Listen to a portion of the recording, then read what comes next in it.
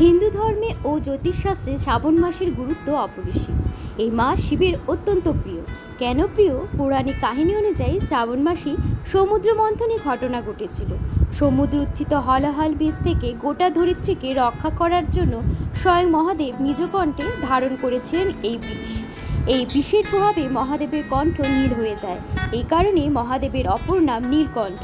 বিষের তীব্রতা হ্রাস করার জন্য স্বর্গের দেবতারা শিবের মাথায় গঙ্গাজল ঢালতে থাকেন। সেই কারণেই শ্রাবণ মাসে শিবের মাথায় গঙ্গাজল প্রদান করা হয়, আর তাতেই আদিদেবের আশীর্বাদ প্রাপ্ত হন ভক্তরা। আরেকটি কাহিনী উল্লেখিত আছে, সতীর দেহত্যাগের পর দেবী পার্বতী রূপে ফের একবার জন্ম নেন। শিবকে আবার স্বামী রূপে পাওয়ার জন্য কঠোর তপস্যা করতে থাকেন। দীর্ঘদিন ধরে সাধনা করে শিবকে সন্তুষ্ট করলে পার্বতীকে বিবাহ করতে রাজি হন মহাদেব। আর সেই শুভ মুহূর্ত ঘটে এই শ্রাবণ মাসে।